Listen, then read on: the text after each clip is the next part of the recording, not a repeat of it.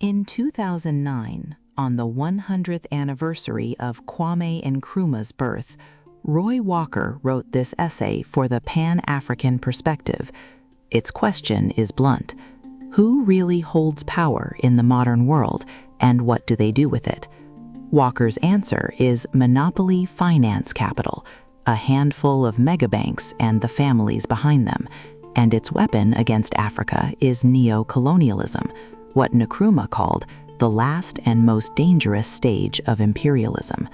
Drawing on David Kotz, Karl Marx, V.I. Lenin, and above all Nkrumah himself, the book traces capital from the grain banks of ancient Egypt to the G20 summits of 2009 and insists that only a united, socialist Pan-African government can break the chain. Walker's thesis runs in three movements. First, the global economy is governed not by parliaments or summits, but by megabanks and the dynasties that command them, a plutocracy. Second, that system long ago exported its crises onto the backs of others, conquering Africa, robbing it of its Pacesetter status, and ruling it today through neo-colonialism, nominal independence, real control from outside. Third, the cure Nkrumah prescribed is total, a united socialist states of Africa, a continental high command, guided by what he called philosophical consensusism. The 2008 financial crash, Walker argues, is not a freak event, but the recurring nature of the beast. People, he writes, must know who has power and who does not, and from that knowledge learn how to take it back. We begin in 2009, with the world's leaders gathered around a table and the real decisions being made somewhere else entirely. Walker opens with the G20 summits of 2009. At the London meeting of April 2nd, he predicted the gathering would do nothing for Africa, and history bore him out. The African Union's demand for direct continental representation was snubbed, while the European Union, the IMF, and the World Bank were all granted seats. What really happened, he writes, is that the IMF was confirmed as the financial leader of the world and handed more money and power, exonerated for its role in the very crises it claimed to solve. China, holding trillions in U.S. Treasury debt, gained ground. The upcoming Pittsburgh summit of September, chaired by Obama, was sold as a green summit, but Walker calls it a phony green, more like industrial sludge than nature. Such summits, he insists, are window dressing, public relations stunts thrown to a worried world to disguise where decisions are truly made. How do a few mega financial institutions control the global economy? Walker turns to David M. Kotz and his study, Bank Control of Large Corporations in the United States. Kotz argues that the institutionalization of savings, personal trusts, investment companies, employee benefit funds, has placed the ownership of America's largest corporations under the control of a few leading commercial banks. Against the comfortable view that professional managers run things, Kotz advances the financial control thesis. Managers remain well-paid servants, while ultimate power rests with the bankers, who are the major stockholders and creditors. The basis of economic power, he writes, is not expertise, but ownership and control over abstract capital. The conclusion is stark, and Walker quotes it directly. It is still a plutocracy. A few capitalists, Kotz adds, have expropriated much of the remainder of their own class, and other classes as well. Who are these bankers? Kotz names them, and Walker repeats the names like an indictment. The leading banks, he writes, were controlled by the descendants of the great capitalists who built the corporation.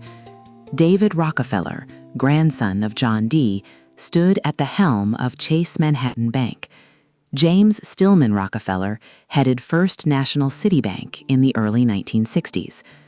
The Mellon family owned at least 29% of the Mellon National Bank, with R.K. Mellon as its chairman. The wealthiest capitalists, Kotz observes, operate through banks because a bank is tied to no single industry. Through it, a capitalist can shift his sphere of investment over time and tap other people's capital. J.P. Morgan rose to power exactly this way, funneling the wealth of English capitalists into American railroads.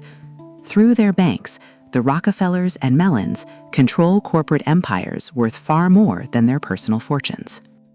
How did the American financier reach this height? Walker traces the transition from mercantile capitalism, which he writes fattened itself on chattel slavery, to industrial capitalism, built on steam and wage slavery. This, he argues, was the real essence of the Civil War, replacing the dilapidated slave agriculture of Africans with the industrial slavery of wage workers in factories. At the war's close in 1865, the American economy was small and local. Most railroads owned only a few hundred miles of track. Then, almost in the twinkling of an eye, everything changed. Between 1865 and 1893, total railroad mileage grew more than fivefold, from under 35,000 miles to 176,000. Cornelius Vanderbilt consolidated the New York Central by merger into a line reaching from the Atlantic to Chicago. Between 1880 and 1888, nearly two-thirds of all American railroad companies were absorbed by the remaining third, and investment banks financed it all. The First World War remade the geography of money. During the war, large amounts of foreign-held American securities were liquidated, and the United States emerged not as a debtor, but as a long-term net creditor. New York displaced London as the world's banking center. European capital, once the lifeblood of American finance, mattered far less now.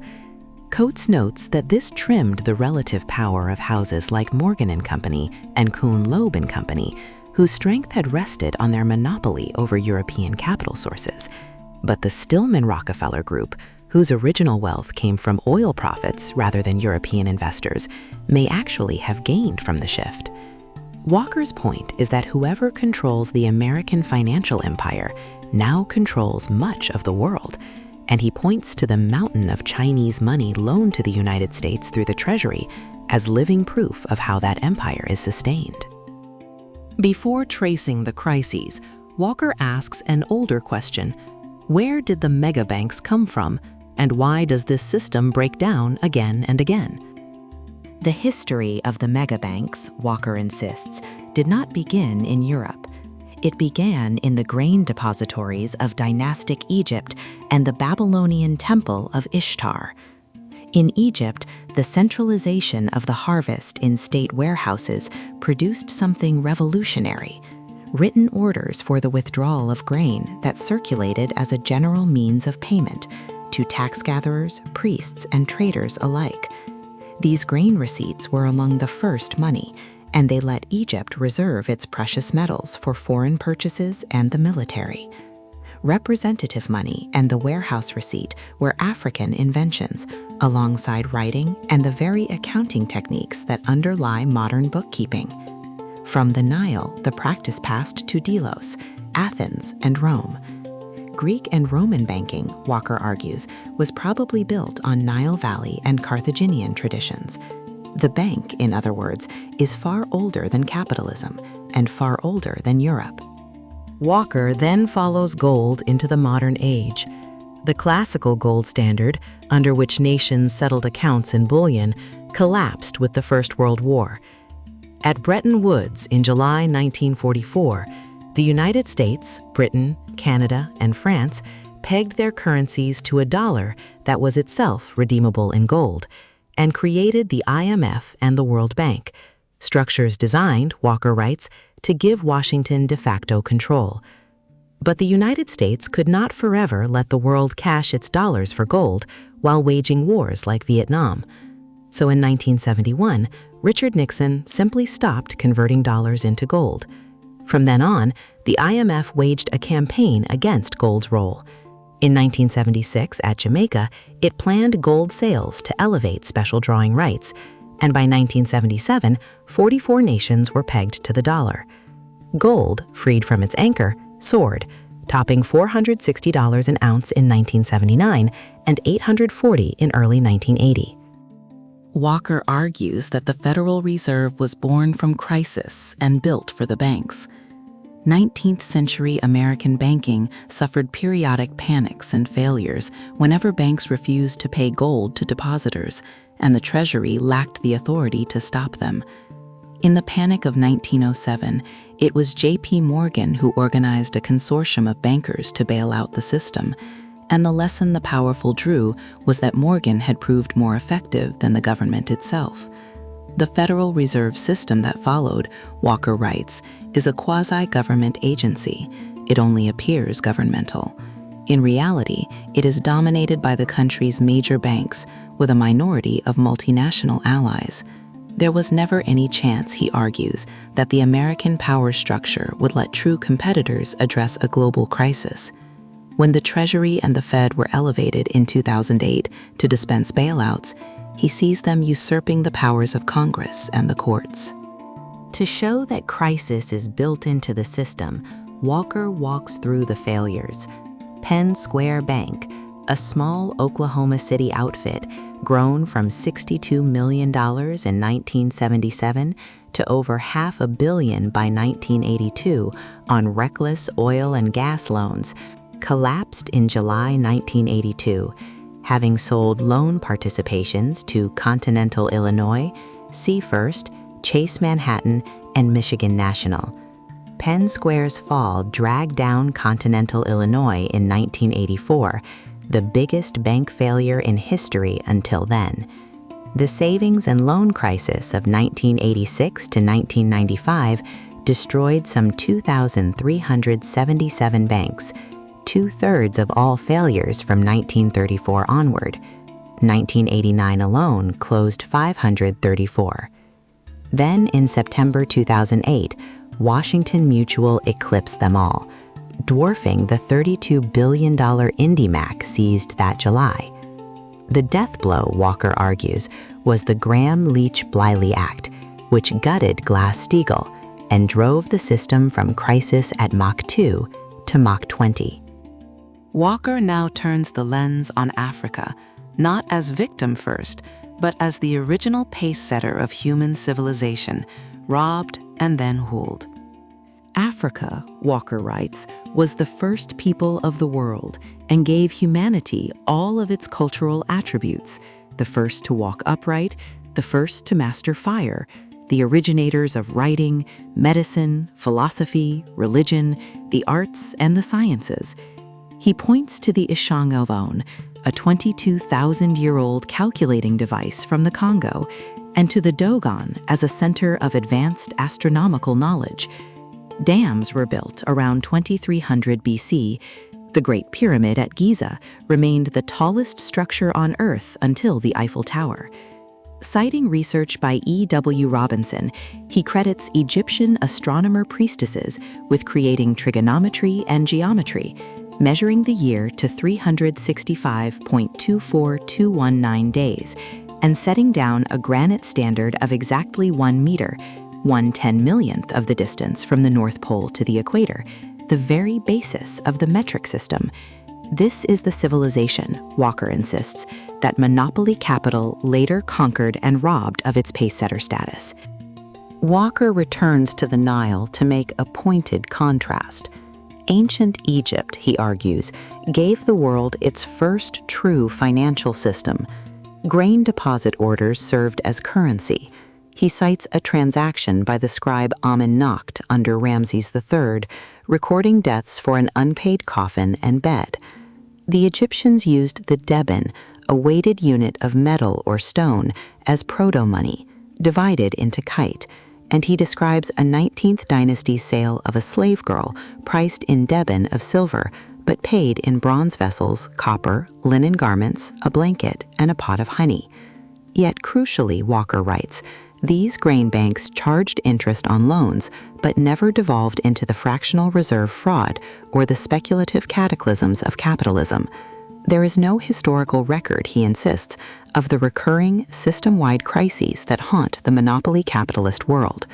Banking for Africa was old, and it was honest. The moral contrast deepens when Walker sets Egypt beside Rome. Egyptian society, though heavily taxed, existed peacefully for more than 2,000 years, with better health than Rome, according to Herodotus. The state stored grain for distribution in years of famine, fed corvée workers during the months of inundation, and used temple offerings to feed the poor. A peasant could rise through thrift and hard work. Nkrumah called this the inside-outside dialectic. African religion sought material happiness on earth, where Europe deferred its reward to the afterlife. Rome, by contrast, ruled through bread and circuses, grain shipped from conquered Egypt, and gladiatorial blood to keep a slave society docile. Rome exposed unwanted infants at its trash dumps. From this comparison, Walker draws his claim that African civilization was morally superior in governance, religion, philosophy, and banking alike, with no record of the predatory abuse later perfected in Europe. If African banking was honest, Walker locates the birth of financial fraud in 17th century England. Merchants returning with silk and spice deposited their gold with London goldsmiths, who alone owned secure vaults, and received paper receipts certifying its quantity and purity. These receipts circulated as money. The goldsmiths then began lending from the gold hoard at interest, and since only they knew how much gold they actually held, they issued more paper receipts than there was gold to back them. Because deposits sat stable for years and rarely faced default, the trick held so long as public trust held. Thus, Walker writes, the goldsmiths became the forerunners of British banking and the first great money creators, founding the system on trust they were already abusing. Through their connection to the state and to violence, he charges, European bankers became a class of cheats, hustlers, and thieves, fractional reserve banking in its cradle. To show how finance enforces its will abroad, Walker calls a remarkable witness, Major General Smedley Butler, twice awarded the Congressional Medal of Honor across 33 years in the U.S. Marines. In Butler's own words, which Walker quotes at length, he was a high-class muscle man for big business, for Wall Street, and for the bankers, a racketeer, a gangster for capitalism. Butler made Mexico safe for American oil interests in 1914. He made Haiti and Cuba decent places for the National City Bank to collect revenue. He purified Nicaragua for the banking house of Brown Brothers from 1909 to 1912. He brought light to the Dominican Republic for American sugar.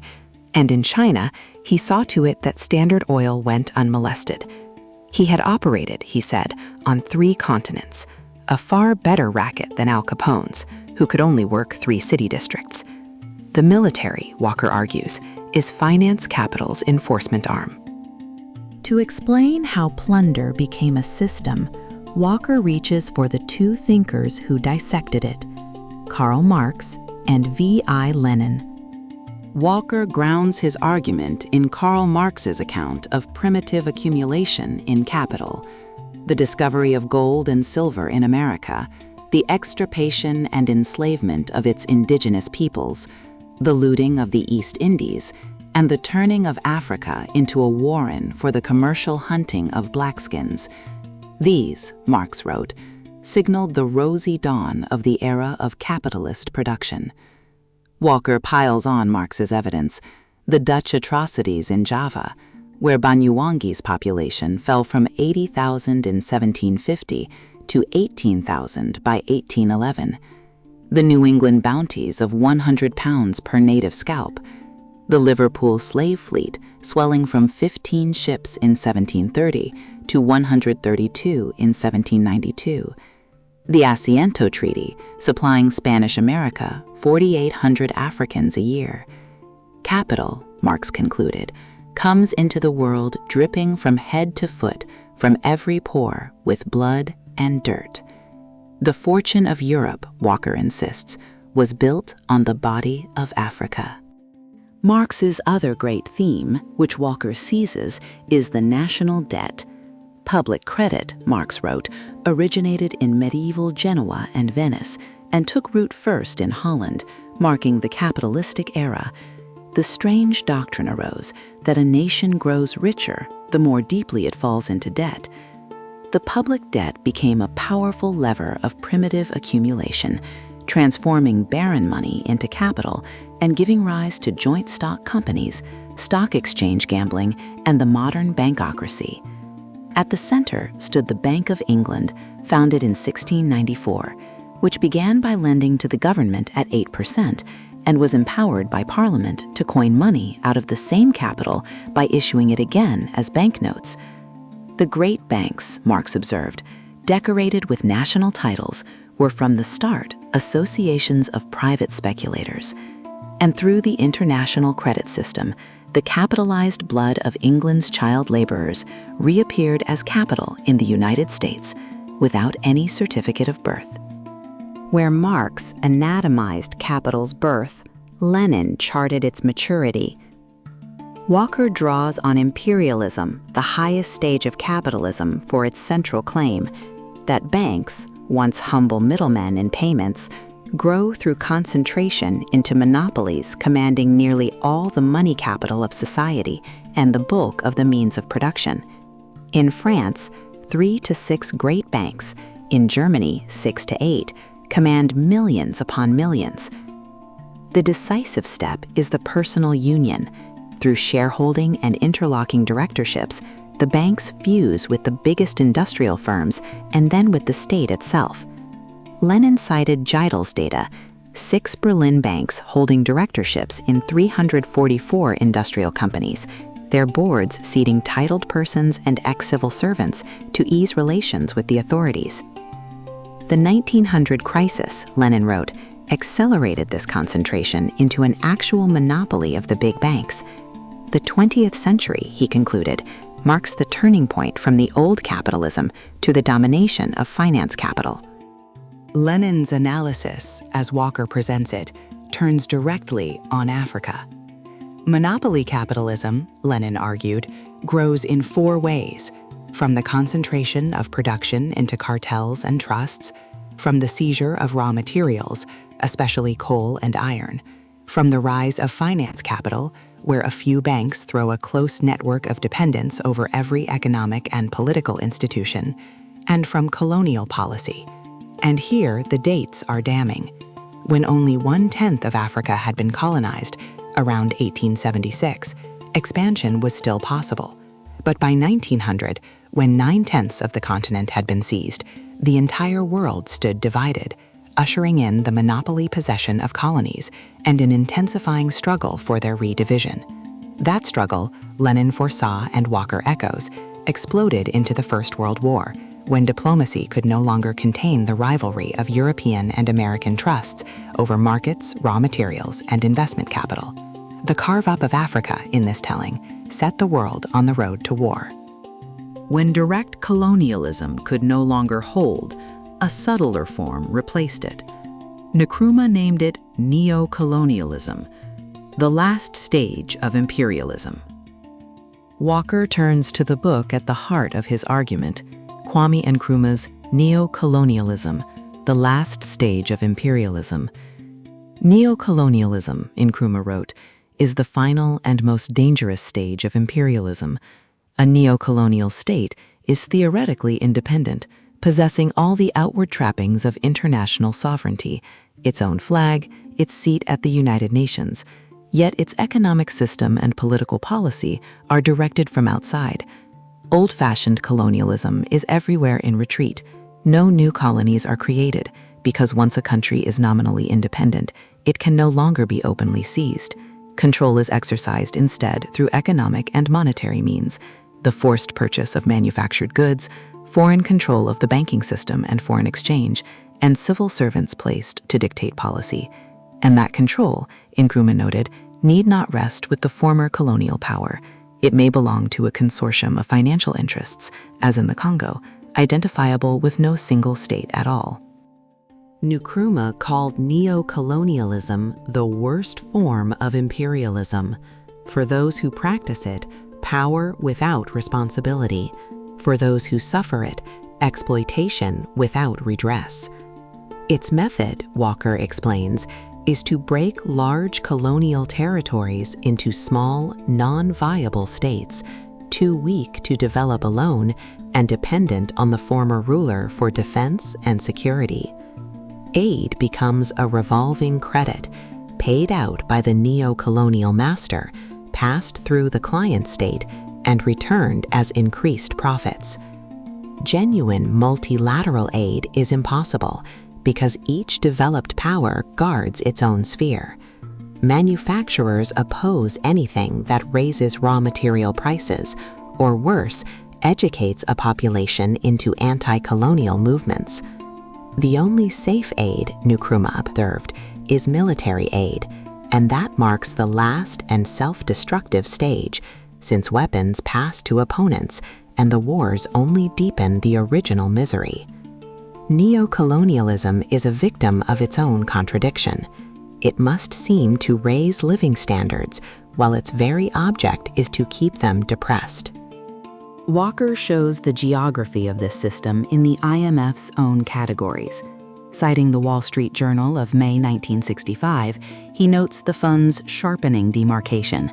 The industrial countries, the United States, Britain, most of Western Europe, Canada, Japan, set against a less developed category that swept in all of Latin America, nearly all the Middle East, non-communist Asia, and Africa. The backward countries, Walker writes, are simply the neo-colonial areas. The gap was widening. The industrial nations added some $2 billion in reserves, while the less developed lost $200 million. Harold Wilson's The War on World Poverty had already counted more than 1,500 million people, 2/3 of humanity, living in acute hunger. Development aid amounted to 0.5% of the industrial country's income. Walker, with Nkrumah, frames this as an international class war, a small, complacent, very wealthy North Atlantic elite set against everybody else. Walker enlists Malcolm X, Omowale, as a witness to how the trick was pulled. After 1959, African nationalism flamed and colonialism collapsed. France left French West Africa, Belgium left the Congo, Britain left Kenya, Tanganyika, Uganda, and Nigeria. But it only looked like an exit, Malcolm said. Like a trapped basketball team passing the ball to a teammate in the clear, the European powers passed the ball to Uncle Sam, who has been running it for a touchdown ever since and is not even seen as a colonizer. The new approach was benevolent: humanitarianism, the Peace Corps, philanthropy, what Malcolm called dollarism. America that could not help its own people in Mississippi, Alabama, or Dearborn would send help all the way to Africa. In his memorandum from the Organization of Afro-American Unity to the OAU, Malcolm prayed that African brothers freed from European colonialism would not be overcome by American dollarism. Walker makes the abstraction concrete with Ghana, where cocoa was the weapon. Under Nkrumah's Convention People's Party, cocoa production roughly doubled from the early 1950s to the early 1960s, yet revenues fell because the United States, Britain, and France connived to depress the price. Cocoa was 60% of Ghana's exports.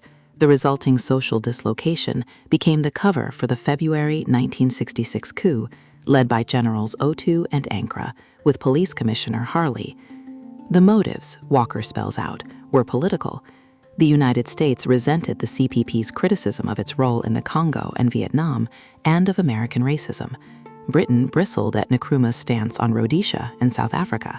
France was angered by his opposition to nuclear testing and his support for liberation movements. He cites a U.S. memorandum recording that when the coup leader Ankara begged Vice President Humphrey for help on cocoa prices, Humphrey replied that the American chocolate lobby would block any stabilization agreement. The empire did not go unchallenged. Walker recounts both the assassinations that set Africa back and the victories that pointed the way forward. Walker assembles a pattern, and the common denominator is the CIA. In Iran, Dr. Mohammad Mossadegh nationalized the oil industry in 1951, defended his nation before the UN Security Council, and was named Times Man of the Year, until Operation Ajax overthrew him in August 1953, and a military court tried him for the sin, as he put it, of nationalizing Iran's oil. In Chile, Salvador Allende won the presidency in 1970. Henry Kissinger said he saw no reason to stand by and watch a country go communist. The CIA was ordered to make the economy scream, and on September 11, 1973, the coup came. The same destabilizing hand, Walker argues, ran through the assassination of Patrice Lumumba in the Congo and the 1966 overthrow of Nkrumah in Ghana. As one analyst put it, Washington knows no heresy in the Third World but independence, and nothing worse than an elected Marxist in power. The Congo, Walker argues, was where neo-colonialism was first rehearsed centuries ago. Drawing on Nkrumah's challenge of the Congo, he describes the Portuguese Regimento of 1512, the first essay in the form. Technical aid, priests, and craftsmen offered to the Kingdom of Congo in exchange for a foothold and a flow of captives. In 1526, King Dom Afonso wrote to Portugal protesting that merchants and thieves were seizing his subjects and depopulating his country, begging for teachers and priests, but no trade in slaves. His plea was circumvented. By the 17th century, the slave trade had become a gigantic international undertaking, exporting more than 100,000 people a year. 4 centuries later, the pattern recurred. Patrice Lumumba, the Congo's elected leader, was assassinated in a crime Walker ties to Eisenhower's order and the United Nations complicity. His body dismembered and dissolved in acid, lest a free Congo stand. Against the setbacks, Walker sets the breakthroughs and the lost chance of unity. On August 8, 1960, Nkrumah and Lumumba secretly signed a Ghana-Congo agreement for a union of African states with a federal government over foreign affairs, defense, and a common currency, its capital at Leopoldville, and its doors open to any African state. It built on the Ghana-Guinea Union of 1958 and the Union of African States that added Mali in 1961, the first tentative steps toward a truly united African government, cut short when the CIA-backed coup toppled Nkrumah in 1966 and Mali lost its nerve. Yet the victories were real. In November 1970, the Democratic Party of Guinea repulsed a NATO-directed invasion and sheltered Nkrumah as co-president. In 1988, at Quito, Cuanavale, Angolan and Cuban forces broke the apartheid war machine, beginning the liberation of Namibia. Armed unity, Walker argues, is the only thing that has ever made the empire retreat. Walker closes where Nkrumah pointed. The crisis is systemic, and the answer is total continental unity, guided by a philosophy of the people. The 2008 crash, Walker argues, vindicates the whole analysis, and even the empire's own thinkers admit it. He cites Roger Altman in Foreign Affairs, who called it the worst financial crisis in 75 years and a major geopolitical setback for the West. The model of American free market capitalism under a cloud, governments nationalizing their financial sectors in defiance of capitalist doctrine, the world's center of gravity shifting away from the United States. Yet Africa cannot seize the moment, Walker warns, because it is fragmented. He draws on Paul Collier and Tony Venables. A continent less populous than India is subdivided into some 50 states, frustrating every economy of scale, while poverty breeds the very xenophobia and division. The Johannesburg riots, Kenya's ethnic partition of 2008, that block unity. Crisis once struck capitalism every 10 years. Now it returns every 5. The boom and bust, Walker insists, is the nature of the beast. The struggle, Walker insists, lives on inside the empire itself. Citing Nkrumah's Handbook of Revolutionary Warfare, He notes that the United States faces a grave domestic situation aggravated by the counterattacks of African American revolutionaries. He traces the revolts: Miami in the 1980s against police killings, the Los Angeles Rebellion of 1992 after the officers who beat Rodney King, on videotape broadcast worldwide, were exonerated, when youth organizations set aside their feuds to strike a common enemy and the Chicano community joined them, Cincinnati in 2001, Benton Harbor in 2003, Toledo in 2005. This militant tradition, he argues, runs unbroken from the era of chattel slavery to the present, and it is matched in the diaspora's long memory: Quilombo dos Palmares under Zumbi, the Haitian Revolution, the Jamaican Maroons, Nat Turner, Denmark Vesey, Gabriel Prosser. The watchword remains Malcolm's: by any means necessary. These people, Walker writes, have no intention of suffering peacefully. What binds the struggle together, Walker argues, is consciousness, class consciousness for what he calls the class of the people. The monopolists, he notes, are perfectly conscious of themselves as a class and act as one, even while competing, gathering at the Trilateral Commission, the Business Roundtable, the World Economic Forum at Davos. He quotes W.E.B. Du Bois, who in 1958 wrote that European monopoly wealth had been buttressed by theories of human inferiority and a deep prejudice against black and colored skins, and that the path of progress is socialism. The answer Nkrumah offered was philosophical conscientiousness, the highest form of conscience, which Walker equates with scientific socialism, and a culture of collective intelligence built through education. He calls for a Kwame Nkrumah Ideological Institute, a world-class center to diffuse this consciousness through every channel, from television to the internet, so that the people themselves become the union government. Walker ends with Nkrumah's call to action, and it is uncompromising. Africa will be liberated sooner or later, Nkrumah wrote, but if it is to be soon, by an accelerated revolution and a total war against imperialism, then a unified Continental High Command must be established here and now to plan revolutionary war and initiate action. The time for reform, however progressive, is past, for reforms cannot hold the enemy at bay nor destroy the capitalist structure and mentality inherited from colonialism. Only Pan-Africanism, a united socialist states of Africa, can negate balkanization, render tribalism powerless, and checkmate collective imperialism. Wherever there is economic dependence, Nkrumah warned, there is no freedom. The quality of every African's life, at home and in the diaspora, depends on the quality of a union government, one that the people must demand, defend, develop, and ultimately become. That, for Walker, is the whole point of remembering Nkrumah at 100.